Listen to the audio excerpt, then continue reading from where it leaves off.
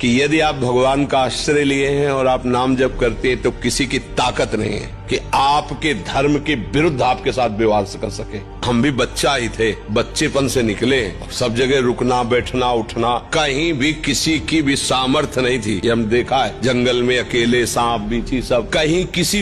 अब हम पद्मासन लगाए बैठे, बगल से काला सांप निकल रहा, सेनपुर, बस निश्चय कि अगर इसे काटना है तो तुम भाग लो, तुम्हें काटेगा ये नहीं तो दूसरा काटे, और नहीं काटना है तो ऊपर से निकल जाएगा, काटेगा नहीं। अब बंद के मंत्र जप रहे हो, धीरे से सामने से ऐसे गुजर के चलो। कोई भी यहाँ सृष्टि में हमारा बाल भी बांका नहीं कर सकता, हमारा कर्म ही हमको गिराएगा। और अगर हम भजन कर रहे हैं तो उस कर्म को भी भगवान रोकेंगे। कि यदि आप भगवान का आश्रय लिए हैं और आप नाम जप करते हैं तो किसी की ताकत नहीं है कि आपके धर्म के विरुद्ध आपके साथ विवाद कर सके। हम भी बच्चा ही थे, बच्चेपन से निकले, सब जगह रुकना बैठना उठना, कहीं भी किसी की भी सामर्थ्य नहीं थी। ये हम देखा है, जंगल में अकेले सांप बीची सब, कहीं किसी।